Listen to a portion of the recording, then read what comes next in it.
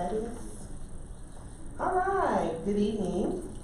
Welcome back to the E-Myth Revisited. Tonight we are doing our Richland Library Entrepreneur in Residence Entrepreneur Book Group. One of the first entrepreneur book groups here at the library. So meet me at the library if you're interested in reading some awesome books. You can stop by the third floor and get a copy of the Placentas Library and book list of all small business books that have tremendously impacted me and my business.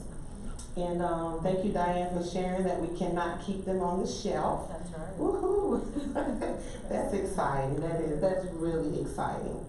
All right, so tonight we're gonna, all of us are small business owners, and also we have the awesome staff of the library, Mary Kate and Janet and Diane, who also run a department, which is like running a mini business. So just to give you a summary, the E-Myth, which I absolutely love, I'm reading 2 books. This is the E-Myth for contractors. And it's why most contractors' businesses don't work and what to do about it. This is a really good book, and it spins off of the E-Myth. Look how beat up my book is. I think I read this book like 2 or 3 times, so it's been through the war and back. But the E-Myth Revisited. Hello, good evening. Why most small businesses don't work and what to do about it. So again, this is our second opportunity to get together and do a book review of the E-Myth and go over the chapters. Right now we're up to chapter 7, but just to do an overview, when we talked about the E-Myth, we talked about the technician, and if you look on the worksheets, I gave you all a summary of what each of the 3 are. The technician is the doer. They want it done right, and they want to do it themselves. A technician loves to tinker. They live in the present. They're interested in methodologies, and a lot of times when we start a business, we start from a technician role because we start our business based on what we're really good at. Like if I'm really good at being a construction or project manager, then when I started my business, that's what I did. I was the main focus in the business, and that's what the technician role is. Then you move over to the manager role, and the manager is just what it says, the person who sees those problems. Their job is to clean up the messes. Their job is to live presently.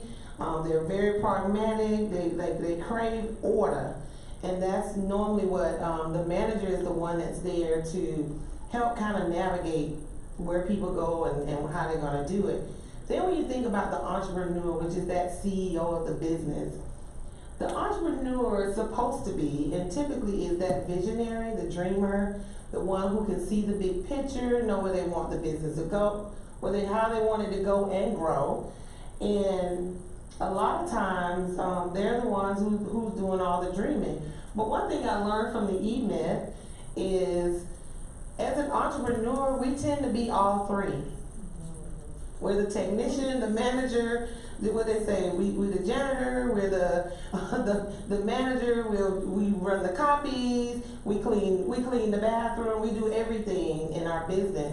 And that's what I learned from reading the E-Myth, that when you start a business, it is okay to do all 3. But as we grow, in order to scale, then you have to look at it from a CEO visionary. You can't be down in the ditches doing all the work, because when you're there, you can't really see the next step or what's next in your business. So this is so awesome for us to have the opportunity to be able to read this book. And if anyone have any feedback on or anything that they would like to share, just from the first couple of chapters. When we read the first couple, this is our overview. Katarina and Ulysses, welcome. In both chapter 1 and we went over what the role of each role is, what the technician does, what the entrepreneur, the technician. So we went through chapter 1 and chapter 2. Then we talked about the infancy stage, which is your technician phase of the business. And some of the questions that came up was, do I feel like no matter how hard I work, there's always more work waiting for me? Do I feel that my business depends on me to keep running? When I started my business, even till probably a year or two ago, I still feel like if I'm not there, my business doesn't run.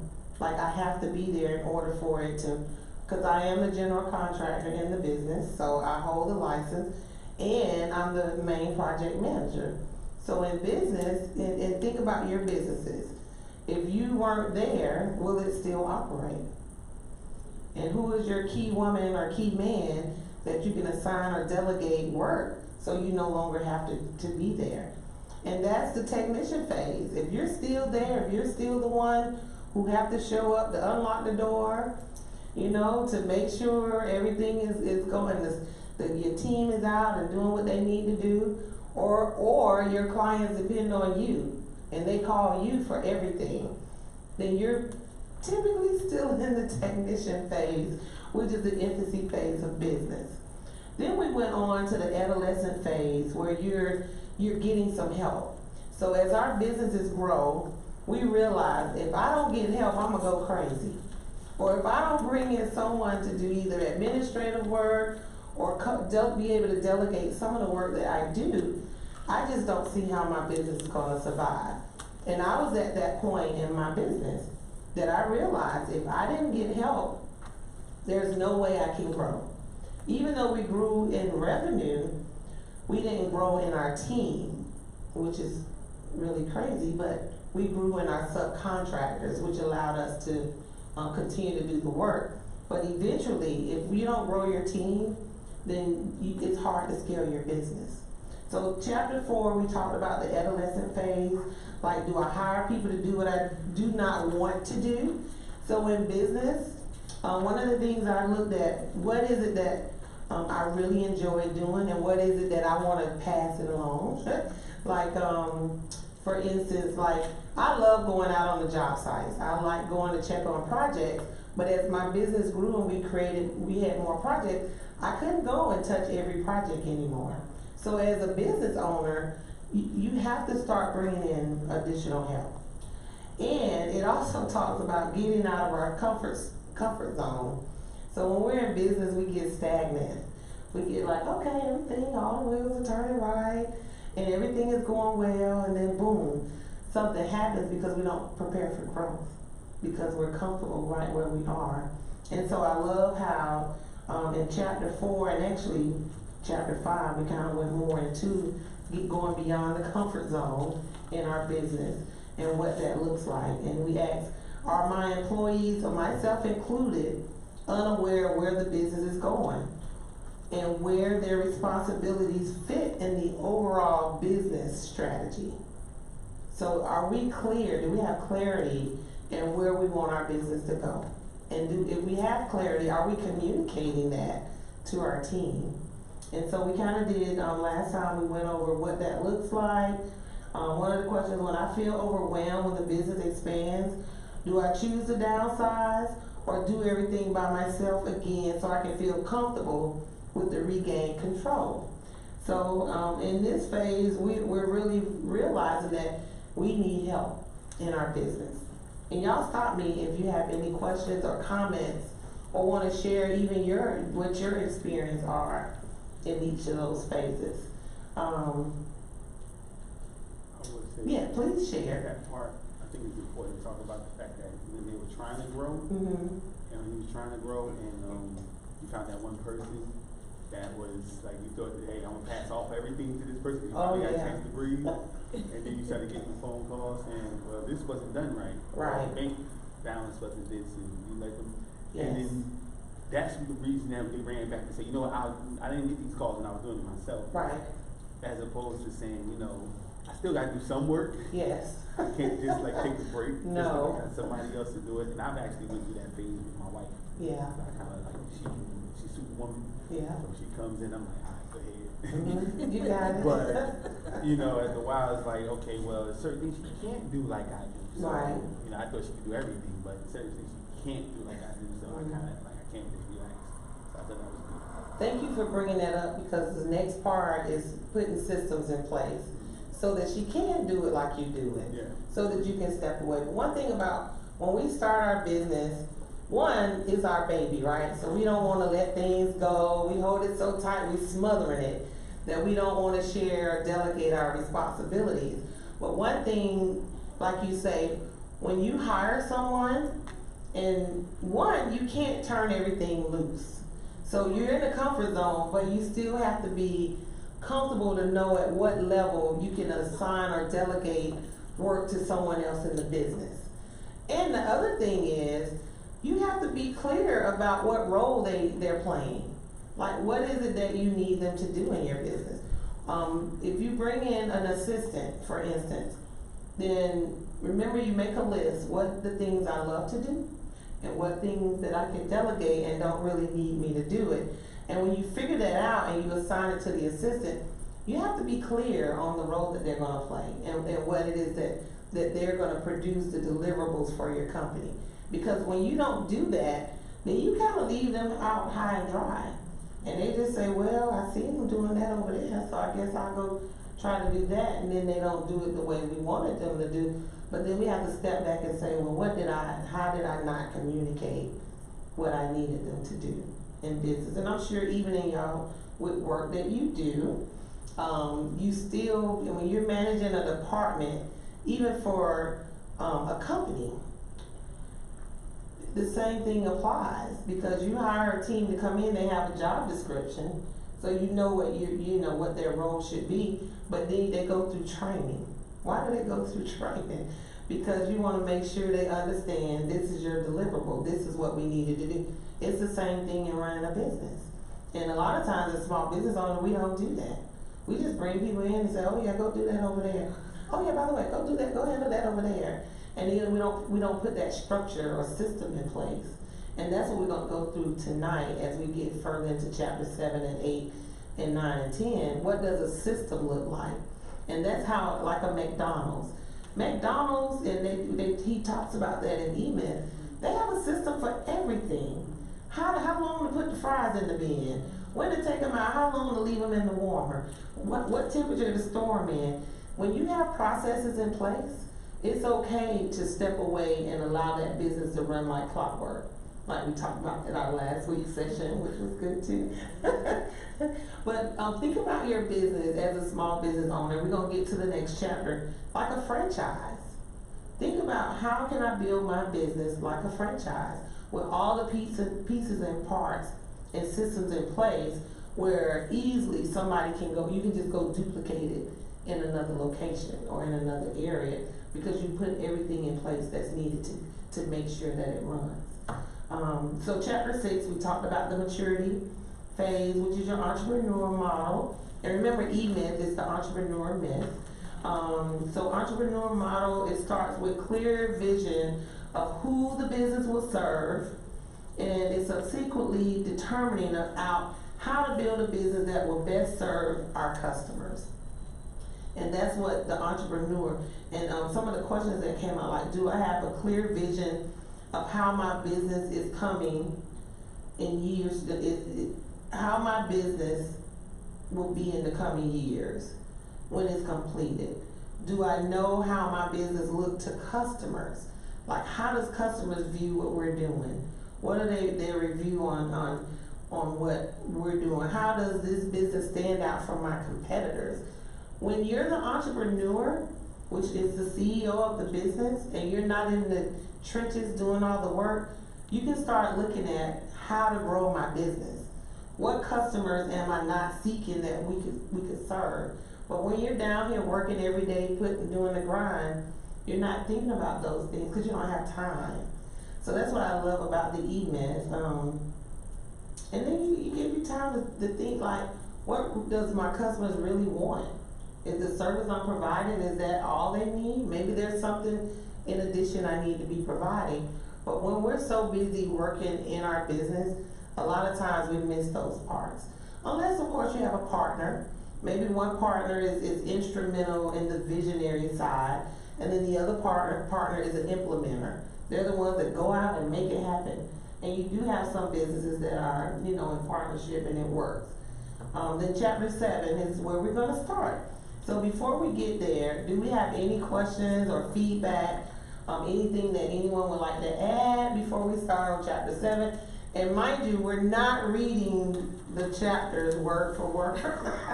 We're doing an overview, and we're gonna do a couple of exercises that'll help us with our business. So no other questions? Do we have any Facebook Live questions out there? Jay, yes.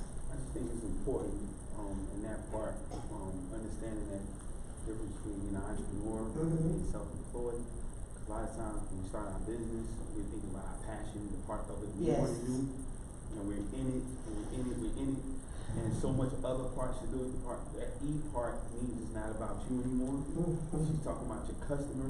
And a lot of people don't want to get involved in that portion of the business. It's like what I want to do. The part you're doing is really for gratification for you. Yeah. But the parts that you're missing is, like she said, looking up to see who can I serve.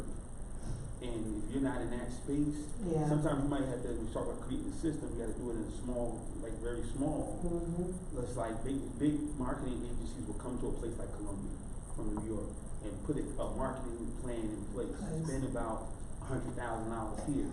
But once they get it perfected, they'll take it to New York and spend $1 million on it and let it grow because they already got it perfected. So you take your system, do it small, and then so when you bring other people in, they can kind of grow.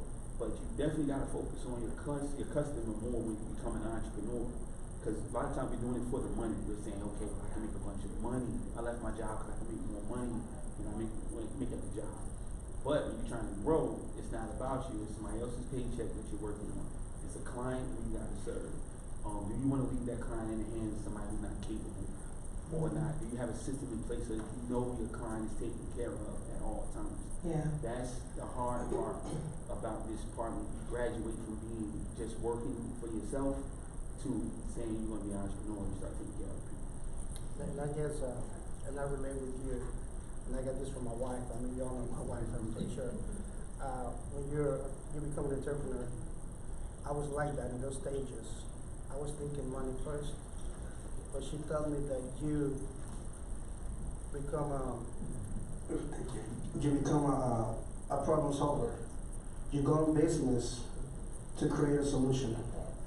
And then when you keep that in mind and when you put God first, I mean, you start growing small but surely, slow pace, but it really happens. So yeah, I agree with what you say. You know, I identify myself with that, and I admit I was in those stages. We all are. I went in business 7 years ago with a marketing company, Bilingual Marketing Services, and I thought the name was going to be it, but I didn't realize all the hard work that you have to put in it. And I thought that having the best technology, the latest, was going to give me clients left and right, but I was wrong. I was missing the key part, which is your customer and really care about them and for them, and they're the reason that you get up. Of course, you're there for your family. What I mean is, you don't have your client satisfied, how are you going to bring food home and things like that. So, yeah, I just wanted to compliment what you were saying. Yeah. Thank you. I wanted to share that from personal experience, it can get a little bit hard when you think that you're the only one up there, and technically you are, but you really have to trust the purpose, something that drove you to even begin this, because there's a reason that you have this inspiration to start, and that means you're not alone. So whatever spiritual beliefs are, that doesn't really make a difference. It's important just to know that there's a reason you received this vision, and that you're really not alone in it.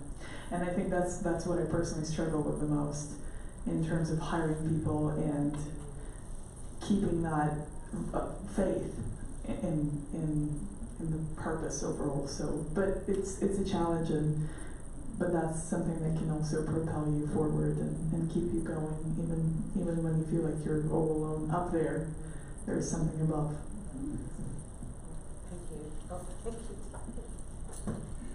I want to comment on that because as an entrepreneur, it is lonely up top, isn't it? and you're like, who? No one else can really understand and relate to my problem. But believe it or not, as entrepreneurs, we all can relate, we just don't discuss them, you know? Because everything that y'all said, we go through as business owners every day. But when you have a community of other entrepreneurs around you that can say, you know what, I had that same issue, and figure out how I can, or even sharing your journey. Like, you know what, like Katarina, I was in a position like you. When I first started my business, I didn't want to turn nothing over. I held it so tight because I'm like, I don't want anyone to mess it up. This is my name on the business. I did not want to impact my clients in a negative way. But if you're going to grow and scale your business, we have to trust the process. But if you don't have the process in place, there's absolutely nothing to trust. Because you're giving it, you turn it over, and you're allowing other people to create their own rules and their own standards, and we can't do that. So as we scale, I got passionate about that. I couldn't even sit down because I'm telling you, as business owners, in order to scale, and I used to wonder, like, okay, I hit 1 million, I went over 1 million, but why am I stagnant? I know everybody want to be at 1 million. I get it. But you want to get to 3 million and 5 million and 10 and 50. I do. And I'm like, what was keeping me from getting there? And I realized it's my people and my processes. I didn't have those in place. And until you put those in, and we're gonna go over what the world is this process you're talking about. You know, what does that mean? I wanted to read something, not really read it. Ben Mulholland did a review of the E-Myth Revisited, and it resonated so well to me because what we do is in business, we create a job for ourselves. That's what we're doing when we start our business. Most of us lost our job, so we created a job for us, or we got tired of a job that we were on and we created another job. So he was saying an easy trap when setting up a business is to do. So because you think, because I can do this, I just love doing this all day long, and I should do this and I should do that. We think that's what it takes to run a business. If you look at it, Mark Zuckerberg with Facebook, he loved coding. He said he can code all day. But if he was just coding all day, he could have built Facebook to where it is, a $1 billion company it is today. But even today, he'll talk about how much he want to go back to coding. But he's running this multi-billion-dollar business that, okay, I get it. I can't code anymore. I got to focus on being the entrepreneur, which is true. So I love that. And one thing that Michael E. Gerber, who wrote the E-Myth, he said, if your business depends on you, you don't own a business, you have a job. And he said, and it's the worst job in the world because you're working for a lunatic. That's business owner. Tell me we don't go crazy sometimes, trying to keep everybody paid and keep the wheels turning. So you're not in it by yourself. And if we don't put those systems in place, then we're gonna continue to be that little rat running on the little wheel, turning and turning and turning. So yeah, I just wanted to share that. Okay, no, keep sharing. I love it. The funny thing about that is, in some instances, that's okay because you might have to just doing this as a job. This is your job. You got to make money. So if you're good at cooking food, then you're the head cook. But once you make that decision, the first thing you need to know that that's where you are. Know that I'm doing this to make some money for my family. But once you start to add individuals you want to grow, just know it's not about you. Even when you hire people, are you hiring them for just what you want, or are you hiring them for what they want? Because you wonder why the turnover, they're just there doing something for you. You left your job because you was just there doing something for someone else. So what can I give to this person that I'm hiring? What are you looking for? So when you interview somebody, what are you looking for? What are you looking to get out of this job? Because the best thing you should be going to a job for is not what you can get, is what you can become. So you need to be telling your employee, this is what I'm going to make you when you come here. You're going to become this. Not I'm going to give you this. You're going to become this. when you get it, and that's something that's appealing to them, they'll stay there until they get it. And it won't be about you. And it's your job to make them keep your word and make them into something better than it was when they came. That changes the game as an entrepreneur. And that's when you know you're moving in that space that gives you something to get up for. Not just the money. Because you made the money, you worked your job, you created your job, and you probably can make $100,000 immediately. You probably make 20, 30, 40 at your job. Great. But where you go next? And that lunatic keep asking for more and more and more. So, I feel like maybe every entrepreneur actually starts as a technician, because Mark Zuckerberg and everyone else, I mean, they started by loving something so much that they wanted to do it all the time. But when it comes time to transition into being the business owner, that's where the challenge comes in. Whether the business is worth it or you just want the job is the decision that I feel like we all struggle with. And one thing I will say, so finding the right people, so putting the right butts in the right seat is very key. And when we bring people in on our team, the goal is to motivate, inspire, and I create an environment of entrepreneurship. I'll say at least 3 or 4 people who have worked with me as a project manager started their own business. wow. That's amazing. Yeah. And I've had one person who was working with me, and I can tell, I was like, do you want to start your own business? And they were like, well, yeah, but I didn't want to tell you. But nothing's wrong with that. If we can build an entrepreneur spirit within our team and help them go on and build big and better businesses, nothing's wrong with that. So when I bring someone in, yeah, of course I have a position or role that I want them to do, but at the same time, I want to see them grow and I want to see them expand. And maybe their butt is not the right butt in that seat. You know, maybe it's time to help them get to their next level as well. Okay, so this is great. So chapter 7 talks a lot about the franchise prototype. Franchisors start with constructing like a prototype, which is a business that is system dependent. That's what a franchise is. So when you buy into a franchise model, you're buying into systems are in place.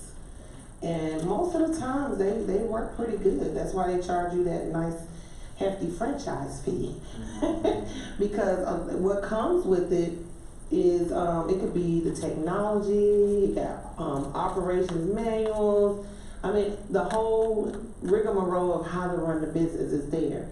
So in chapter 7, some of our key questions is, can the system I wish to create operate without my constant presence? And do I want to tailor my way of doing business so that it can duplicate and still produce the same results? Because that's what a franchise does. Do I want my business to work so well that other people want to buy it? Isn't that's awesome. Can you imagine taking your small business today, putting the right systems and teams in place to a point where somebody else wants to duplicate it? That's the goal of running a business. Well, for some people business is a lifestyle. Some business, they're running a business just to keep up with the life and Joneses, right? So do I want to see my business expand yet still manage to deliver the same value to customers? That's what that franchise model looks like. So to go over a little bit with chapter 7, the goal is to start creating systems for your business. And it says in order to create a system, you have to put continuous improvement processes in place. So I have a few exercises for y'all to do. So if you would look at, for those of you watching on Facebook, you just have to enjoy while we go through this step. So if you pull up the business process input worksheet, let's think of your business what is one process that you want to put in place that will allow you to duplicate it so someone else can come in and actually do that step? So for me, the one process that I wanted to, I love administrative tasks, but it ties me down to where I can't go and do business development. So mine would be administrative support. I know that sounds simple, but believe it or not, it's not. We agree. Yeah, you agree? Sure. Yes, so my business process for the first line, I'm gonna put administrative support. The purpose of it for me is so that I can let go of that day-to-day administrative paperwork and follow up so that I can focus more on the business and be present for events during the day where I can network and share what we do in business in hopes of getting more clients. Of course, I will be the author inputting the data because the goal of developing these processes, and if you look at the quarterly action plan, so that's the second sheet, it shows, like, I'm gonna give you an example. Let's go to the third one, the focus area 3. So one of their goals was to create a hiring process for new sales associate. So they gave a criteria, like, so mine is to have administrative support. So the first thing I would do is create a job description for this position. Okay, once I create a job description, then I'm gonna maybe make some notes about the hiring, how I'm gonna market it out to the community or how I'm gonna look for that administrative support. Then I'm gonna put down, I'm gonna outline a written outline of the interview process and my key questions that I'm gonna ask. Y'all, this sounds so simple, but this is a process. Because one day you're gonna hire HR or admin who's gonna put all of this together for you. And now you're creating that process for them to do. And it can get even more, a project, I can do one for project managers, which I have, and what I expect the project manager to do when they come work for our company, and how I expect them to respond to our customers. When you start documenting and putting that, you're creating the process that you want to see work for your company. Now, the good part about it is you can adjust it and make changes, see how it works. It may work great for you, and you bring people in, and you say they may have even better ideas. So then the next one is a written outline of a new hire orientation process. How many of you hire someone and you don't send them through orientation? And you like, I've done it. Yeah, I've done it as a small business. I'm like, I just need help. Right. Yeah, so when you bring someone in to work for your company and you don't go through an orientation process, they just free willing it and doing what you're telling them to do, which is true. At the library, most new people, they go through orientation, right? For sure. Yeah. So onboarding with systems in place. Small business owners, we don't normally do that, but we need to. Okay, so I'm talking a lot, but I love it. So the action steps, we did some action steps, create a draft of a job description, and help one it in, and where we're gonna post it. We're gonna review it with whomever we decide. Who's gonna be responsible for that? It would be me, because I'm the owner. And then I put a deadline to it. When do I expect to have this done? When do I expect to do a draft of the interview process and questions and qualifications? When do I expect to put together the orientation process? And then it say, create a 1 or 2 page new hire checklist. So what are some of the, if you were here last week, Megan Hickman talked about running your business like clockwork. And she was very systematic in their approach and how they hire even interns. And she talked about, these are our core values. These are deal breakers. You break these core values, you do not work for this company because you don't fit within that culture, right? We have to do that as small business owners too. We have to say, these are the 5 core values that we look for when we bring team members into our business. And that's a deal breaker, like, don't be stealing. I mean, like, think about McDonald's. Let's think about some core values. With that, maybe, customer service, not being rude or disrespectful to customers, handling products properly, because nobody want to look in the drive-thru and see somebody sipping a drink. You're like, man, is that my drink? I know that. No, just to give you an idea. So they don't do that on the floor, right? I know they probably have. A friend of mine owned McDonald's, and she like, listen to that. It's so not our core values. But yeah, but you develop your core values for your company. Like, what are your deal breakers? So this is an example. So if you would take the sheet, I want you to think about one thing, one position, one role in your company that you would love to delegate. And for y'all, I can tell it was administrative support. And what the end goal of it is. And think about a couple of the items that you would want them to do in your business. We just gonna take a few minutes just to sit and think about that. When you back, when you on section 1?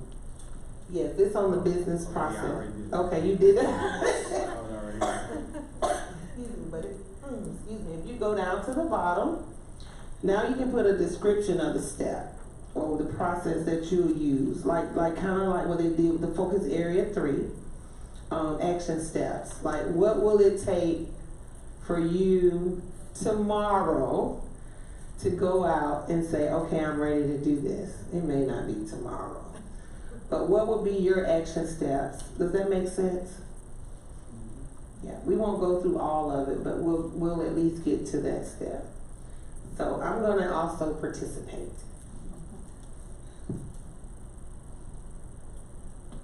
Daddies, do you need a sheet?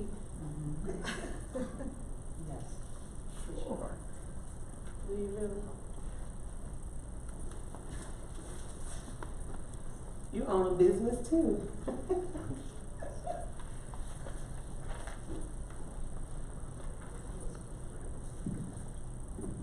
As you write, I'm going to talk. So as you develop continuous improvement processes with your business, you're looking at how can we get better? How can we increase efficiency? How can we increase our profit margins? How can we decrease waste?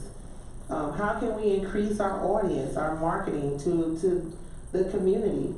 Some of well, not some of them, as we develop processes, one of the key things as you're writing is think about how can we perform these tasks consistently. And what systems are needed to make sure, we perform these consistently.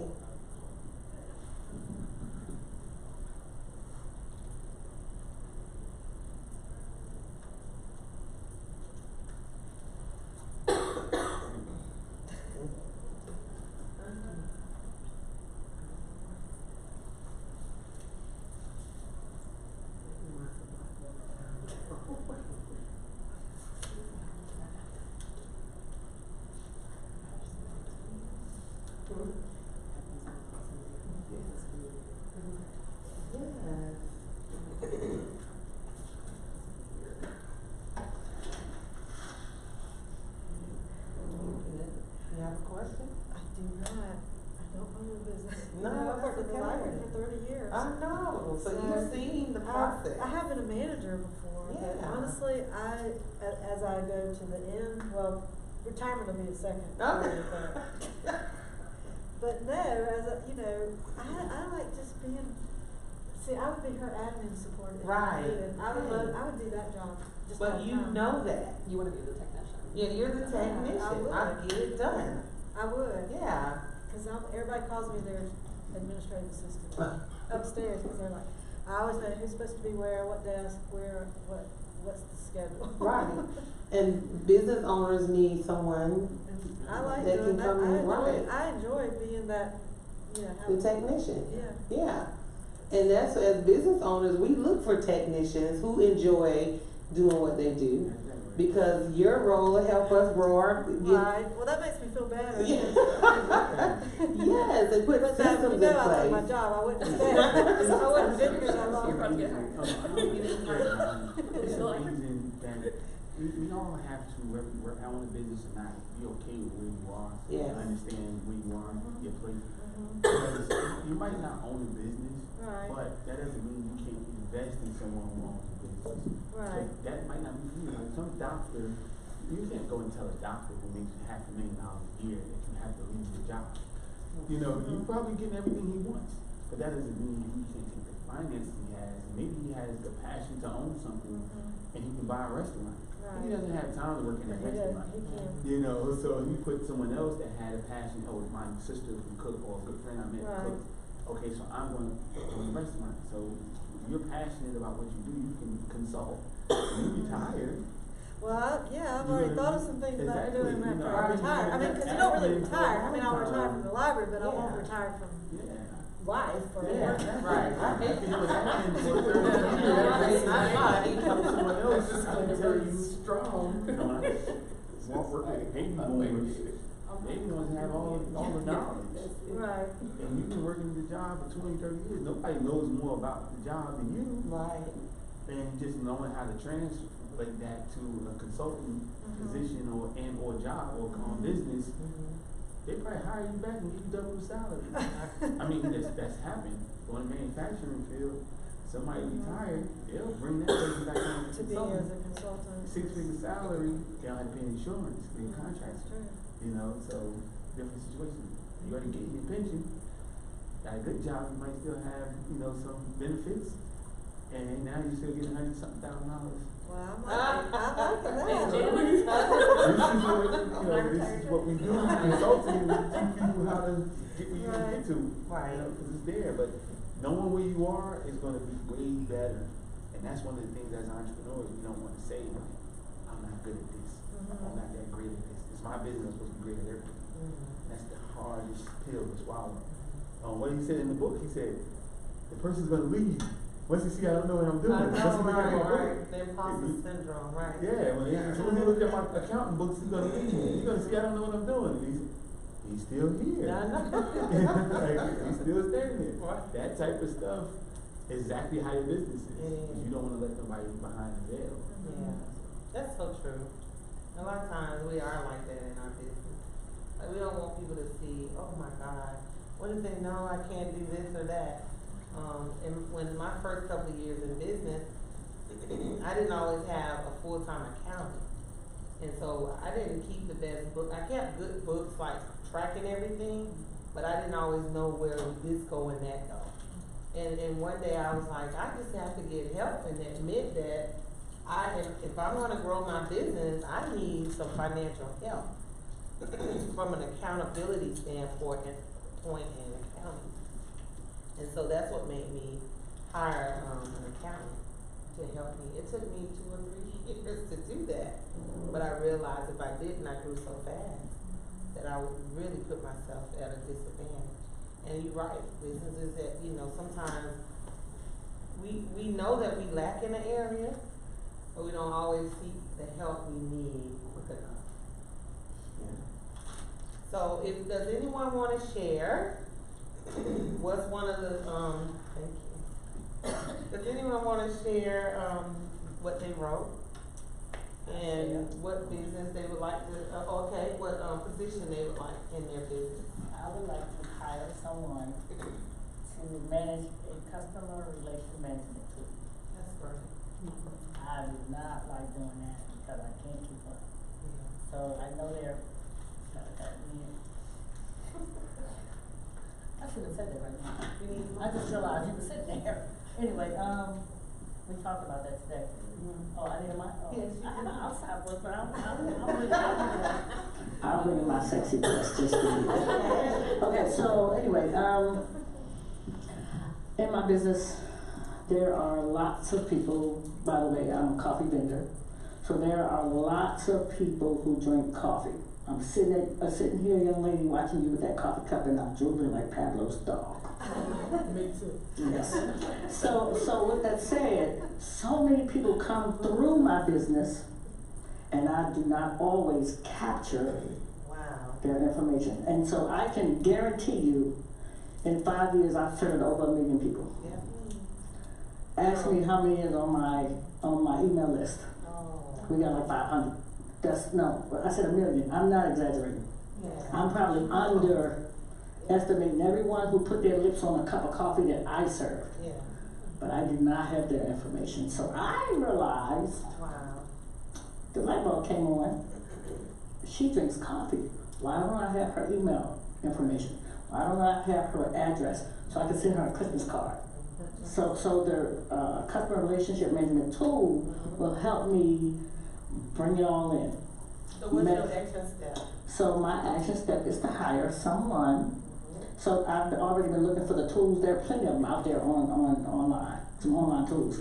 But I don't want to manage it, so I need to hire someone. My action step. Well, the first one is to write up a job description. Yeah. That's the first thing, and then purchase the tool because it comes with a cost. It's not just someone trying to run around and catch everybody.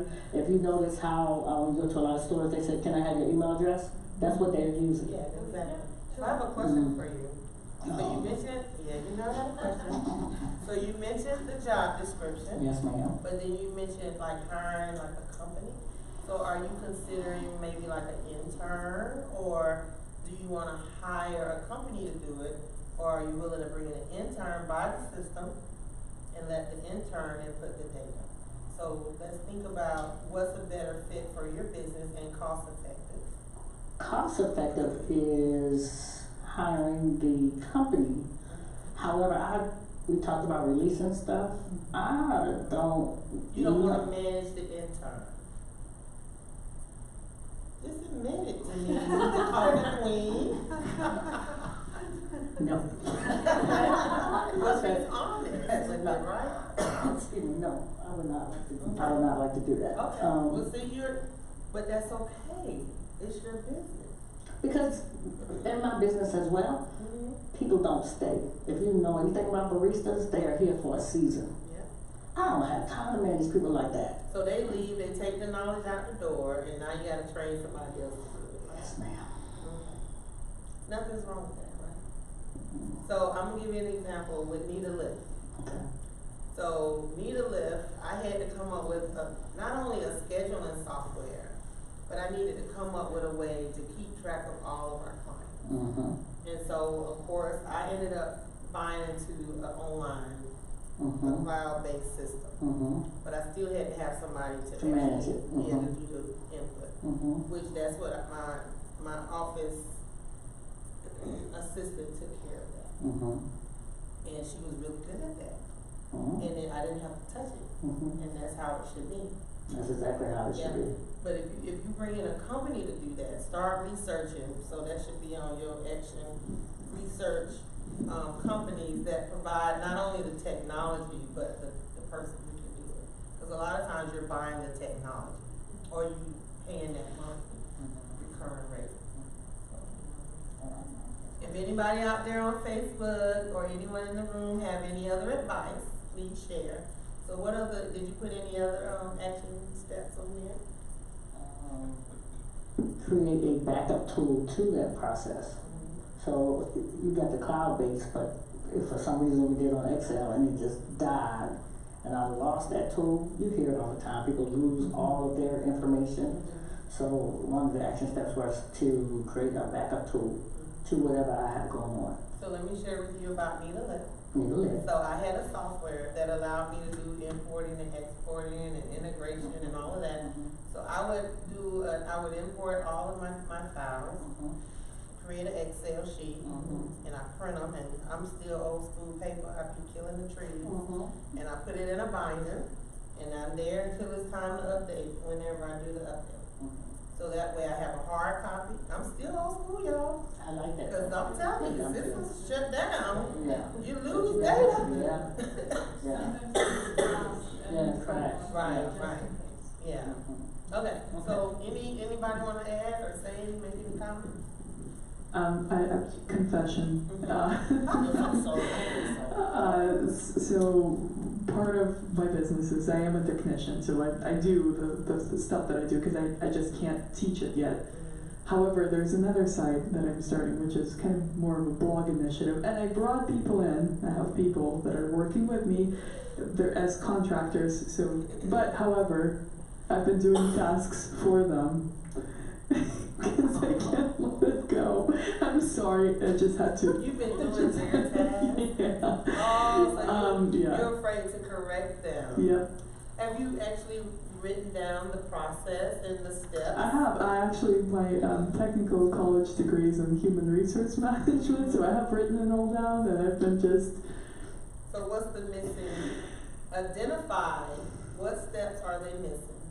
What is it that they're not doing that they should be, and then communicate? I think they're missing my faith in that I'm a team manager versus a team member, and yeah, so yeah. Did you just figure that out like right now? I think so. Aha moment.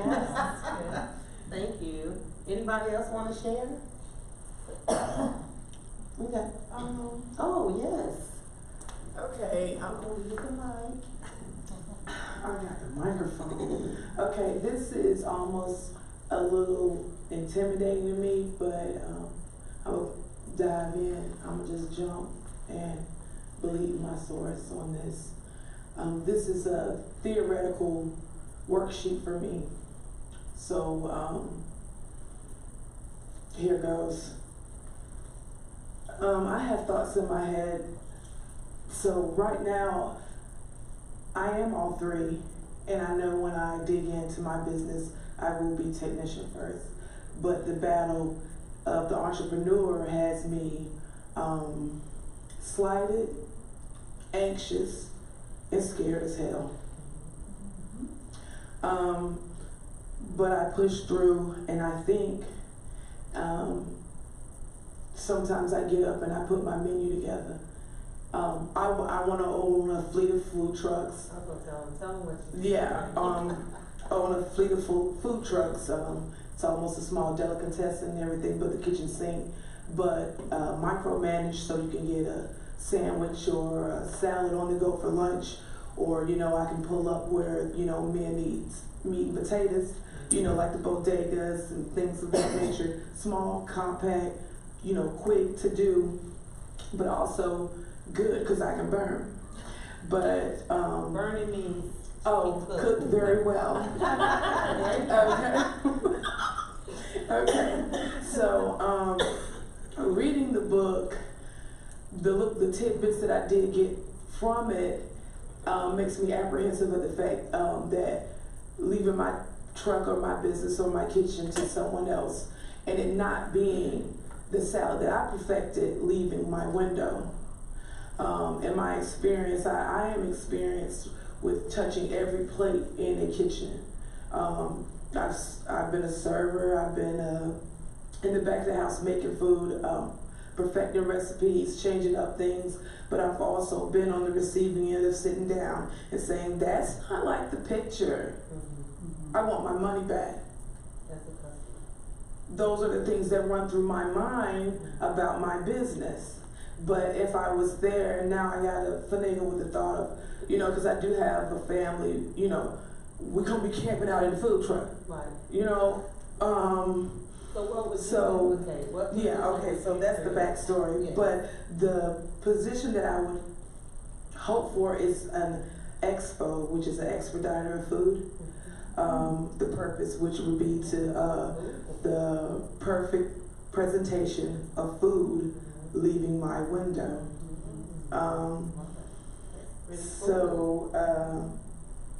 don't know if I got the second step right about I would utilize the menu items and the pictures because you like as a model, because I'm not where I can download all my pictures in a program and have you put your earphones in and sit in the back of a, you know, I'm not big leagues. You know, I'm old school, but yet I'm paper, pictures, knowledge, you know what I mean? So, and, you know, it works. It works if you let it. You know, being knowledgeable about what you put into food makes it easier for you to slide through the kitchen, you know, with the concept of time and presentation at the same time, which is hard to get from when, you know, the person you hire just wants to make a sandwich and get out of there. So what's your extra steps? What would you require that person to know and do in order for them to meet the expectations that you have for them in that role in your business? I don't know. I put down for the purpose of is to form a unified pattern of plates coming out the kitchen every single time. A uniform pattern of plates, you know, which speaks franchise to me. A uniform pattern of plates is one specific look every single time. You know. So let me give an example. So a unified.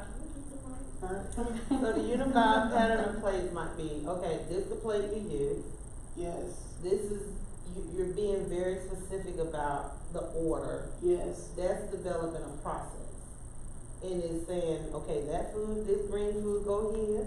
This food, I'm just giving it, if that's what your goal is, to create that palette, that plate that goes off the way you want it to go, you're very specific about what goes where. Right. And that's the process that you're creating in order for them to do your expo.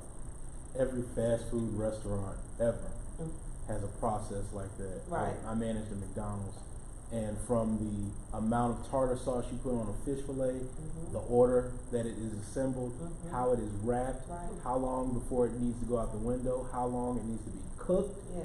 All of that is the same process that you need to itemize and outline for your employees, or just on a smaller scale, because in the McDonald's they use flip cards and pictograms, and they make it so simple.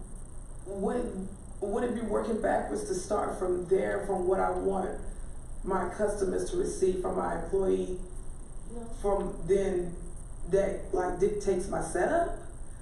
No, you can start wherever you want, but make sure that deliverables meet your expectations. And that's why you also see restaurants with very limited menus. You can't, a lot of places like that, you can't go in and order a lot of a la carte stuff, because their systems are set up such that everything is so efficient, because they know they got to drive through, they want to keep drive through numbers low, they want to keep everything pushing through the house very quickly. So they streamline their menus. What you're talking about is gonna need for you to either use like photos as a key. Boom. This is what I expect every plate to look like. Yeah. This is the particular plate that you use for salads. This is how I want you to assemble it. Leaf lettuce, carrots, tomatoes, cheese. Then it goes out to whatever. But that streamlined process needs to be documented so that everybody that you hire, that's the process. And there's no getting away from that, because that's how you want it and that's how you run your business. Okay, what I'm hearing you say, like, okay, the salad goes at 12 o'clock and the meat goes at 3 o'clock on the clock, and at 6 o'clock is the vegetable, and at 9 o'clock is the roll. If the plating is that way, that's basically because I want it to be in a rhythm where it's appeasing to my eye, satisfying to the customer, but at the same time, it's so easy that you don't have to think about it. Right. I don't want them to be overbearing and think about it. Yes. I have two questions. First question is, did I hear you right? You said you make all different types of food. Yes, that's the gimmick of my food truck. It'll be a rotating menu. Like Mondays will be burgers and sandwich on the specialty item. It'll be specific things that is constant. But you know, on Tuesdays, it's Taco Tuesdays, honey. Sometimes you get soft taco, hard taco, taco salad. Wednesdays, it's, anything Wednesdays, or Thursdays, it's barbecue Thursdays, Fridays, seafood Fridays, things that are common to the American ear. Yeah. Everybody is okay with fish on Friday, but I have two select things that'll be there. A rotating menu, so someone will say, well, let's go to the truck and see what we have for Friday. Okay. One more question, and I have a comment. I'm just trying to gain some information. Secondary, you are the cook, right? You're the chef? Yes. Okay. You love what you do. Absolutely. You cover you make more money than you make for somebody else. Yes, I would. This is their you do now, right? No, I do not. Oh, you're not? Okay, so it's different now. I can make my comment. So you got different situations that's happening here in different dynamics that's not making you get to where you need to get to. Because as a small business, we have to get to that point where we're getting what we need to get, but we have that entrepreneur that wakes up and see a vision that I want to go higher. Yes. So first you got to be a good enough practitioners where you're winning there. But now the entrepreneur wakes up in you and say, you know what, I gotta go higher. So you employ the manager to manage that practitioner portion, and then you know, put that entrepreneur out. How do we go higher?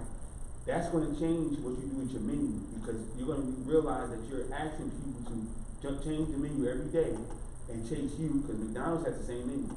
They might add a burger in that's gonna be working for this month, but they have changed. That's why they have kids. Even in the book it said you put people in there that's not that smart. They don't have to be that smart. All we gotta do is teach you, and you'll be able to go. But if it changes all the time, that's a different story. Go to a place like in New York, the owner could be the chef. He's cool back there. He might have a partner that's up front, that's dealing with concerns, doing everything. I'm gonna get my team, and you're gonna study up underneath me. And I'm gonna make sure you go out, my food go out every day, because this is where I am. I had enough money, I bought it, but I'm back here living, making my food. So I asked you about how you feel about the business, and you know, because I hear the passion, I feel it. Anybody know? It's hard to get somebody else to feel that same way about what you do. Yeah. And so an employee, it's almost, I mean, unless it's your kid, you know, unless you save them to save their cat or something like that, you know, it's going to be hard for them to have that same passion.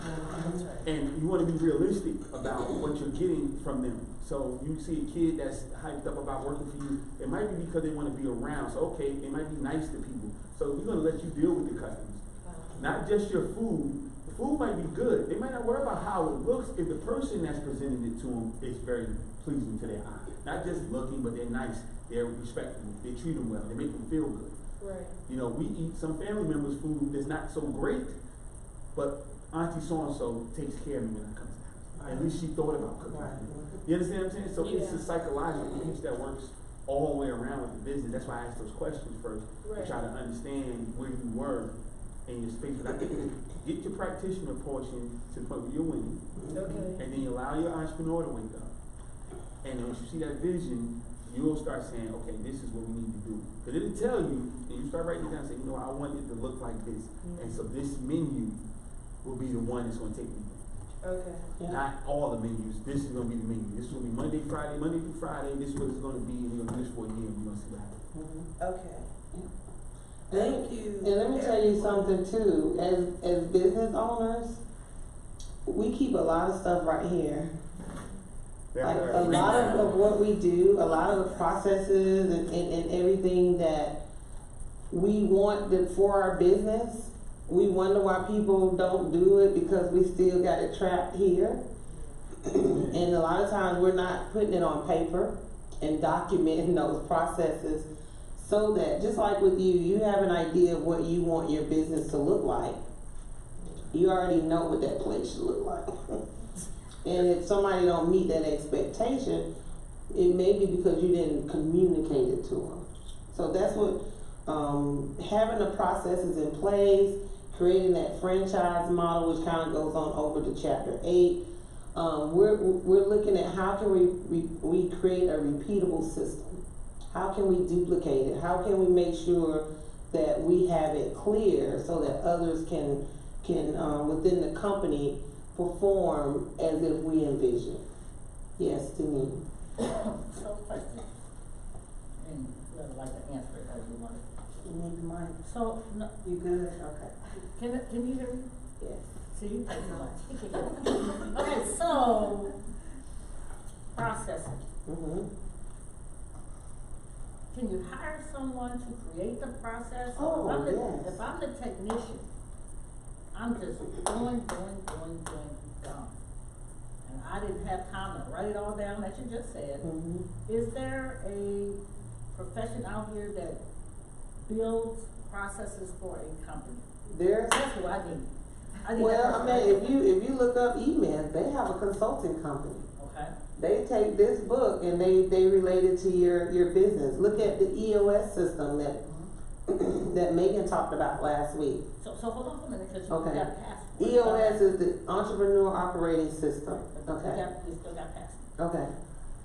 I need the person to create the process on paper. Mm-hmm. I don't need a consultant.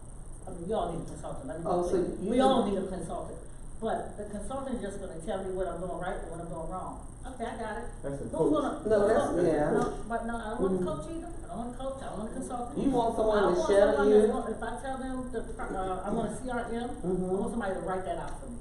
Okay. If I tell them I want, yes, if I tell them I want to, create the, what's the name of the plates? I thought that was so cute. What's the name of the plates? The, what you call them? The plates, they all look alike. What is it called? Pattern plates? If I wanted to make a pattern of plates, I want someone to write that out for me, so I don't have to now, I can teach the 16-year-old, here's the pattern of plates. They'll do it. Otherwise, I'm still Yeah, stuck right. on teaching them about the pattern of plates. Yeah, hire So- Janet. That's what she Who is Janet? Yeah. Janet? Are you Janet? Are you Janet from them? No, she worked at a Yeah. Yeah. Okay, so I have a great admin, oh my gosh, Mhm. yes. But she's my admin, so I tell her what to do. I need someone who, yes, yes. But remember, Denise, no matter who you hire, what you want is still in your head. Right? So that person, if they want to really document what it takes to do what it is that you need them to do, they still have to shadow you, follow you. As you do things, they will be documenting it. Okay. They still have to be there unless, if you don't want to document it yourself and you want, that's what that person is to do, they still have to get in your head. And I want that. Okay. I want Okay. that. Yep. Because at the end of the day, I want to say, here is my pattern of plates. Yeah. You know, I mean, really, like, you're right, it's here. Mm-hmm. Right. So you hire me and you say, come out here and put this together, I can do it in my sleep, Right. but it's not here. Yeah. So I can say, Katarina, can you take this, 16-year-old Katarina, right, yeah, can you take this and replicate it? Right. Yes. Right. Yes. Yes. So what is that called? What is that person called? What is that person called? That's hiring a technician. No, I'm just teasing. Okay. The hiring assistant, yeah. 1,001 type of way you can get that done. Now, my question would be, how do you feel comfortable communicating? I'm very comfortable once I tell them which project. So everything is a project. It's not one thing. So the pattern of plates is one project Yeah. out of the whole food truck. Mm-hmm. So I want to start step by step. We're going to first start with the pattern of plates, and then I'm just using that for an example. How are you comfortable communicating? I'm very comfortable. No, I'm talking about the actual way, because your assistant can do that. My admin assistant. Yes. My admin assistant is not at the job site with me. Mm-hmm.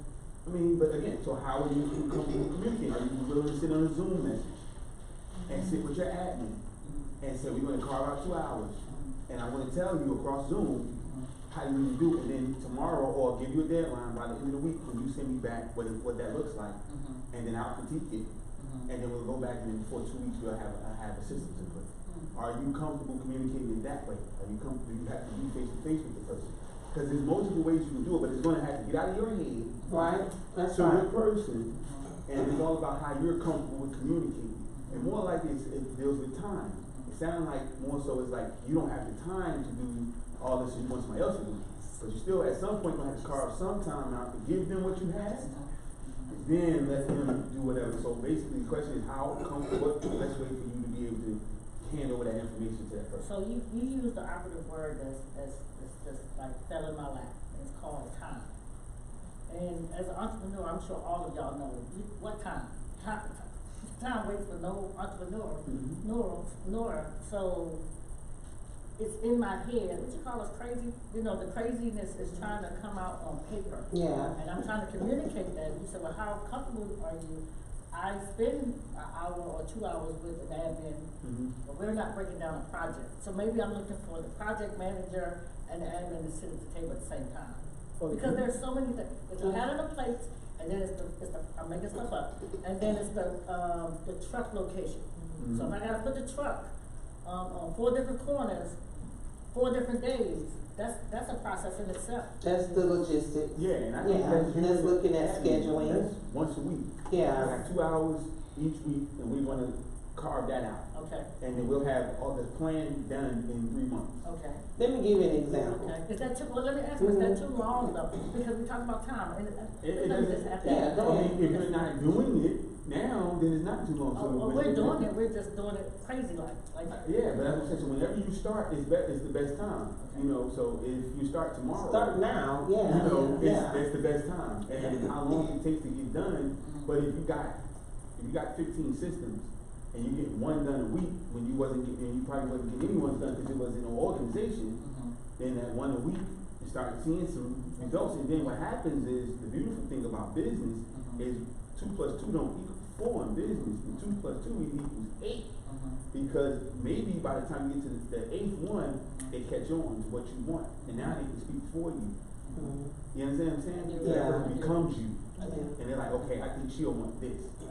Especially They when learn you're a you. person, they see, they see Yeah. stuff that you don't see, and they might answer questions for you before you even get there. Okay. Or they might Yeah. create a system themselves that can do things faster. A than little you more can. efficient, yeah. Yeah. But one thing, Denise, you're really good at recording. You like to record.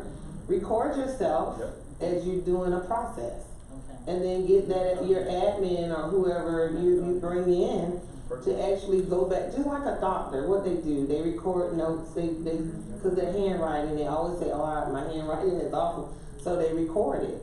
Okay. And then turn that recording over to an assistant or someone that can actually start documenting that for you. Someone on Yeah. Facebook has said that use a virtual assistant. There are businesses that handle strictly administrative work virtually to be able to help you with those processes. Thank you, Stacy, great. That's great. Yeah, that sounds. So, yeah, oh, we have a comment, okay, we have And two. if I may add to that, we were just talking about that earlier when I was, how I put my processes together, because I was I'm not talking about it. Is she good, can you hear good? I can't hear what they hear, but Okay, Oh, yeah, thank you. Oh, I didn't mean to shout you. I'm just gonna, speak on what Denise was just saying, what, Lucinda was just saying. We were talking about that earlier, when I was putting my processes in place. I was recording them on a recorder, and then, I was using a software program called Dragon, where I would speak it into my computer and it would type it out for me. And then I was critiquing it, you know, as I was going through the processes just to make sure I didn't miss anything. And if I did, you know, I could kind of go back in and switch things up and make it right. And so that's a time saver as well. thank you, that's great. Mary Kate, also. Thank you. I wanted to plug some events that are coming up about this, that you guys, there's so many parallels between managing a library department. Yes. As you can imagine with the library, there's a lot of processes. So Sure. after you get to the point where you're recording your processes, if you need help in refining processes or putting your customers in the experience of the center of processes, we use something at the library, and we have for about 6 years now, called service design, user-centered design, design thinking, it's many names for it. But we have some classes coming up, design thinking for entrepreneurs, that will teach you that method. And it's so ingrained in us now that it is shorthand, but it really does place your customer at the center of your design. So again, you get your, we all start out with this, we think is the best process for checking out a book. And then we evaluate and someone, says, oh, actually, if you did this, so it's all about listening to the customer, watching, observing, refining, and we do a lot of piloting, a lot of iterative design, which took away a lot of the pressure of getting started. So that might be something that would be helpful to you too. It's just starting and realizing it's probably not going to be perfect the first time, and that's okay. We're just going to keep watching and refining and refining and recording it at the same time to make sure that when it's finally feels right, we know that we did everything we could to make that experience good for our customer. So design thinking for entrepreneurs, there's many classes coming up. The next one is Monday, November 11th at 6:30. And that's actually not at this location, it's at our St. Andrews branch, but you can look up design thinking on our website. They're at our system for the next few months. Service design thinking. Design thinking for entrepreneurs. Design thinking for entrepreneurs. And all of the library staff, it's run by librarians in my department, but every library staff has gone through multiple trainings. So if you have any questions, feel free to ask. That's awesome. Okay. Thank you. So I'm starting on entrepreneurial experience. I'm a personal trainer and I have my own business, and so I'm basically a technician. I do all the jobs as far as like the managing the accounts, training, marketing, and so forth. And so just understanding, like you guys mentioned the processes, I'm like, what is that? And so I just wanted to ask, like, could you break down some examples of like business processes that are fundamental or like that each entrepreneur should consider, and when they're starting a business that they should run through, make sure that they have in mind, so that when they're growing a company, they'll have everything in order. Yeah, oh, sure. Okay. That's a great question. She asked, can we kind of give an example or overview of what type of entrepreneurs, what type of business processes an entrepreneur should have as they grow their business. And I love the E-Myth, because the E-Myth, if you look at it, it talks about, let's go to part 3, building a small business that works. And the E-Myth talks about several different processes. One being the business development process, which is chapter 10. It also talks about, let me go to it right quick. Your management strategies, people strategies, marketing strategies, and system strategies, and organizational strategies. So for instance, and also the business development process.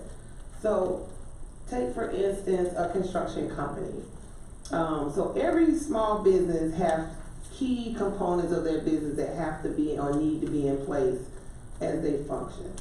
Whether it be your accounting, whether it be your hiring and HR processes, whether it be even the financial management, different, like for me, my project managers, there's a process for that. So, and I'm trying, and like your technology, like how you gonna record your data, like your information technology, even libraries and nonprofits and businesses, there are certain systems that have to be in place to ensure that the business runs properly. Like for instance, with your company, you run a fitness training company, which is awesome. And some of the systems that you can start putting in place may be your accounting system, like how your customers pay and how you send out invoices. It may even be a customer relation management type system, where you can start recording customers that are coming in and how you're communicating with them. Maybe it may be through MailChimp or Constant Contact, creating some type of automated system and process for you to communicate with clients. Or maybe it'll be, like I think when we, if you don't mind me sharing, okay.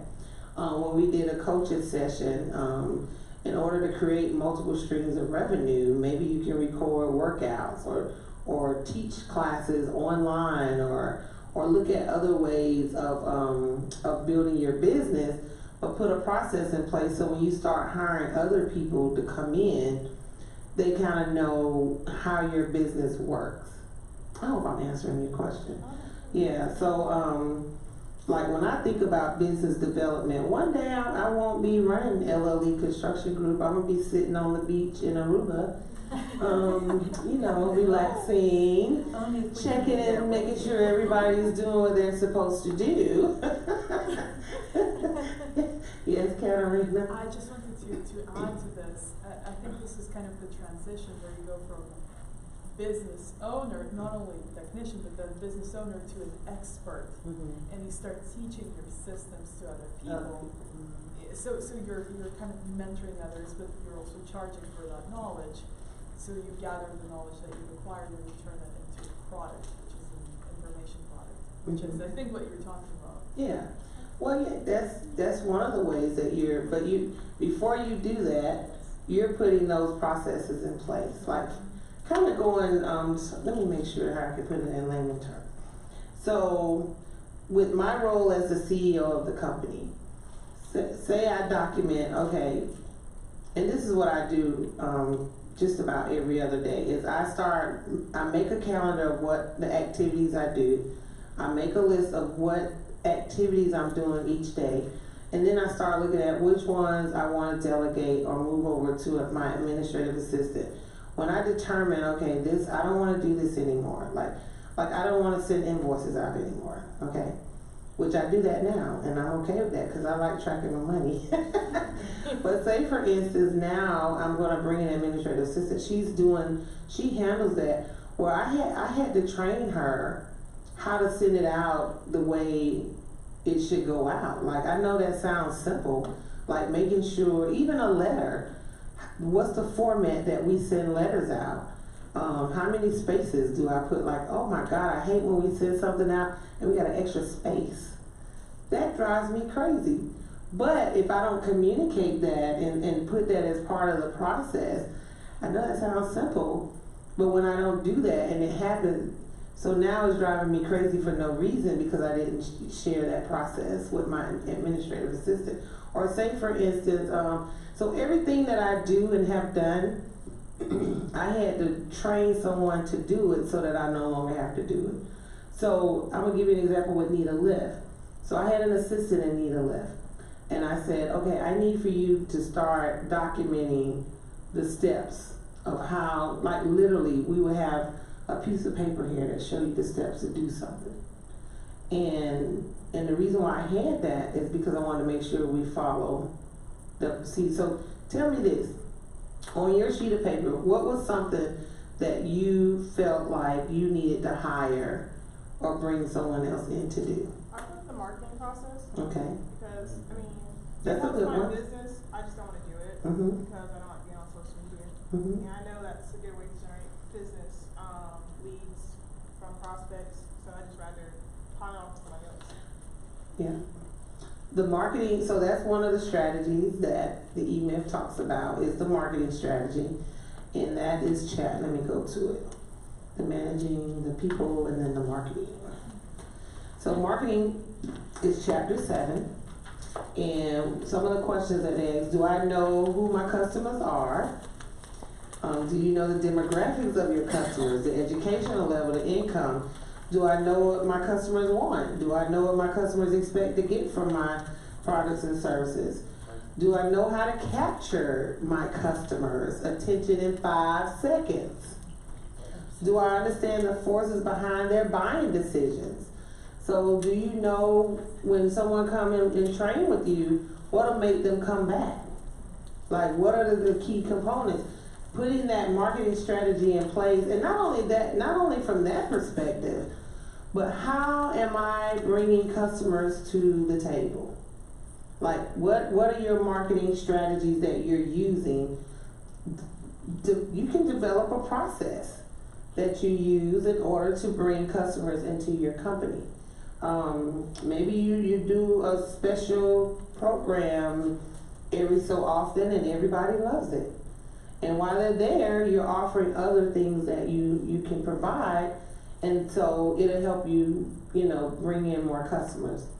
The other question they said, do I test out different ways to position my business to find the most effective way to prove that my products and services are superior to my competitors? What makes you stand out?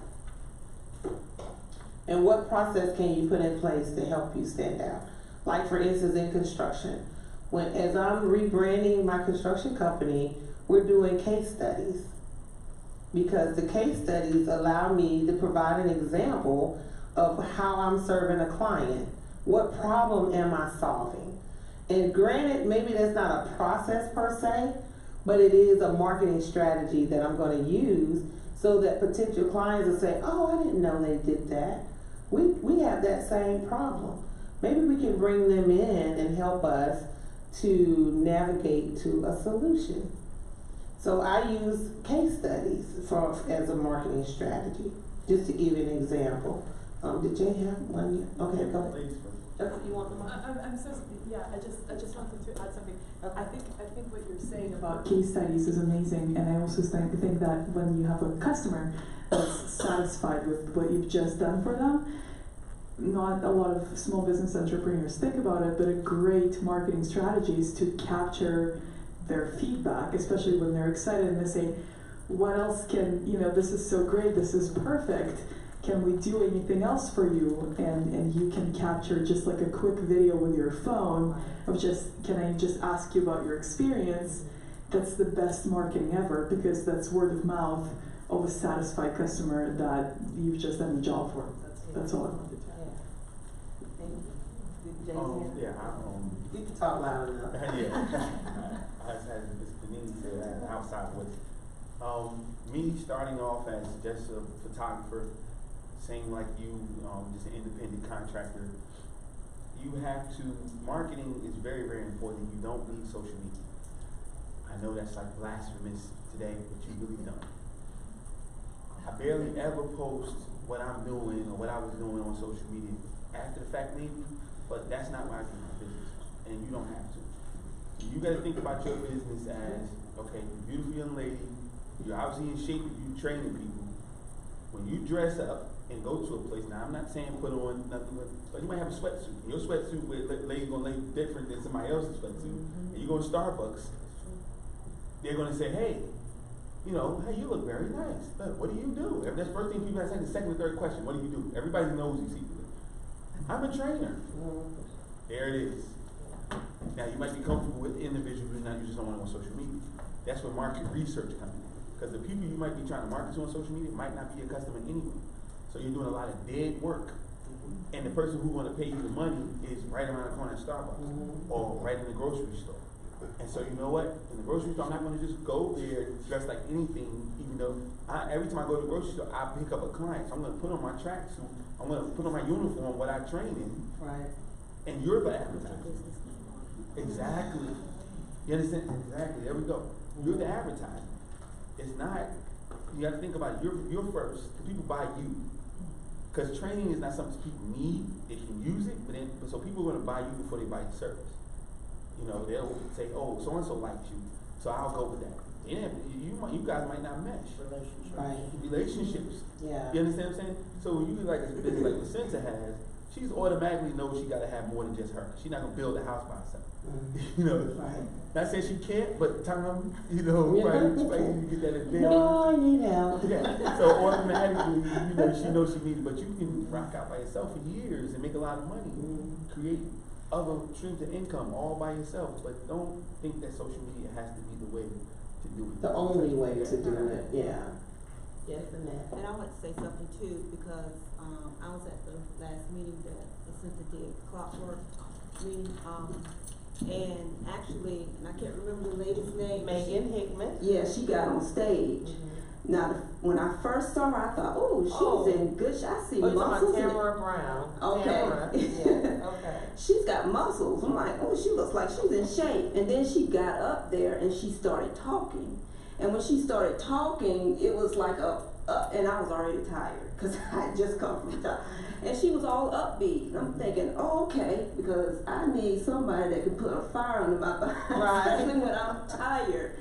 And then she had that personality along with, I didn't even know she was a trainer. Tammy Fitness, shout out. Yeah, but she looked like she was in the role of it.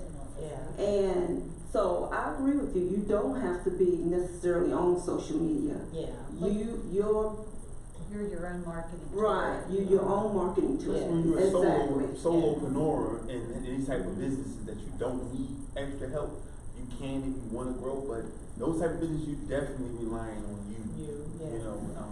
You gotta wear it and walk it. And if you're into fitness and you walk in the room, you like bam, bam, bam, like oh, I want some of that. Yeah. Then you'll attract, right? You'll attract. Like when you came to my session, you had on your workout stuff. I said, "You go, girl." Yeah. I need some of them curves like that. Yeah. Because that motivated me as well. Yeah. So you are your own, like you're the billboard for your business. Yes. Like, yes, thank you, that was good. Yes, ma'am. We gotta wrap it up in a little bit, cause I didn't realize it's 8 o'clock. Well, the only thing I would like to say, because I am a social media guru, Yes. and I would like to say, depending on how much money you have, you may want to go and look at social media, because it's the cheapest way. And you know, you have to buy gas to get down here to network. You have to buy a ticket to get inside of certain circles. And I'm not discounting what anyone said, but if you go on Tam B's social media, bam, she is amazing on social media. So all I'm saying is, I agree with them. So you have to figure that out. But when it comes to how much money you have to put into marketing, you may have to revert back to social media, because it's the cheapest way.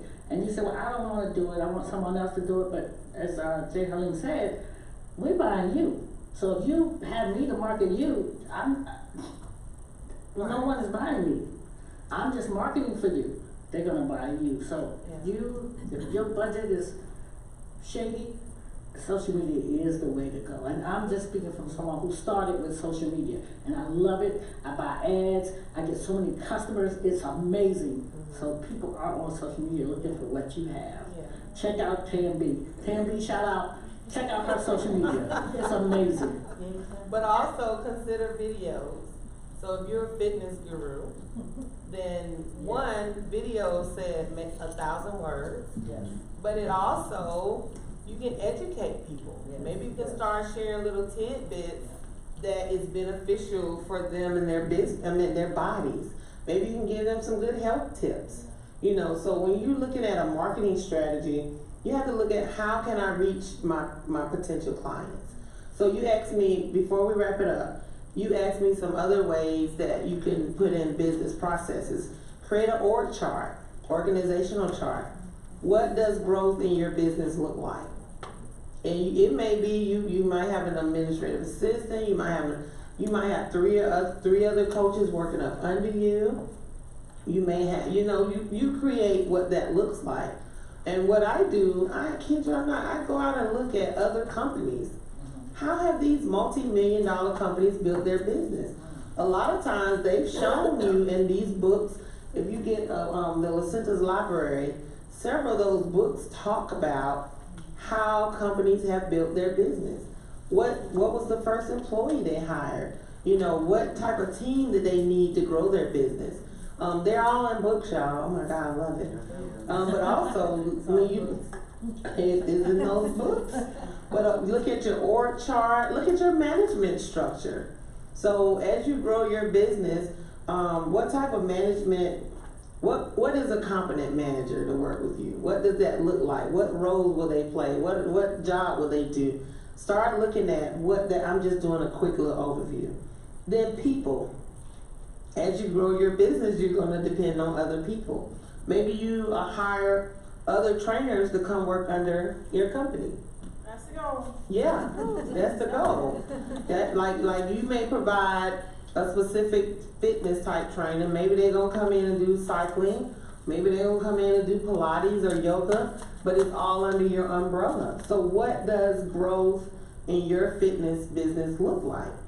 And so and how will you utilize the people, the management, the org chart? How will you grow it? And I know I gotta wrap it up. And then what systems would you use? And when you think about systems, if you look at chapter 18, it says systems is a set of things, actions, ideas, and information that interact with each other. And in doing so, they alter other systems. Your business system incorporates 3 kinds of systems. Your hard systems, which is your non-living things like your equipment, your furniture, your property. Then you look at it can even be the color of your brand. Then you look at your soft systems, which are changing and adaptable things, which is like you and your selling system. How are you selling the work that you're doing or your business? What data? The other one is information systems. How are you capturing data? And how are you using that data? Like Denise said, she has millions of people she probably served, but she wasn't capturing that data. So now she's not really communicating with those people. When you have a customer The goal is to keep a repeat customer. And when you get a repeat customer and they're satisfied, they share. And then you get another repeat, and then another one, and then another. And that's how you build your business. So I know we didn't finish, and hopefully we'll do one more day. We'll see. Maybe we can do one more day. Thank you. She said this is great. I love that. But thank y'all so much for coming out tonight. If anything, we had such an awesome business discussion. Like, we really talked about our business, and this is needed. Yeah, because you're not in it by yourself. We all share those same business pains. And so thank you to the library. Thank you, Diane, Mary Kate, and Janet for being here. Thank you for Thaddeus for being on. Hey, Thaddeus. For holding down our Facebook Live tonight. Thank you to all you business owners that showed up and showed out and shared all of your, what we're going through in business. So as we wrap it up, we want to share an upcoming event. Well, first of all, I still got another month of small business coaching. So make sure you get on my schedule. Also, yes, you do. Yeah, you need to get on my schedule. But also, if you go to the richlandlibrary.com website and go under events, our next big event is Back to the Basics, Understanding Your Business Foundation for Adults. And we're going to go over the lean canvas model for your business. We're going to look at the different components of your business. Even if you've already done it, you have a business plan. When you go back to the basics, you're revisiting your business. I do it every couple of years. I go back and revisit because maybe there's an opportunity that exists now that didn't exist 3 years ago. So let's go back to the basics. Let's look at where we are in our business. Let's look at some of our key metrics that we need to grow. Who are our clients we need to work with? What revenue streams we need to create? We're going to look at all of those in your business. And it's on Tuesday, November the 12th. And it's during the day. You deserve it as a business owner to take the day off during the day and show up for this event. Don't tell me you working in your business and can't come and work on your business. It's from 9:30 to 12:30, 9 a.m. to 12:30 p.m. on Tuesday, November the 12th. Are we getting an excuse? Say that again? Are we getting an excuse? Yeah, I'll write you a doctor's excuse. But I also like to share, that day is also the library's, our Entrepreneur Residence Small Business Resource Day. Yeah. So not only will entrepreneurs be here, but this room will be surrounded by the SBA, the SBDC, the state, any entity that touches and do work with an entrepreneur, small business owner is going to be in our room. So we welcome all business owners, aspiring business owners to show up and be a part of it. And come ready to learn about your business.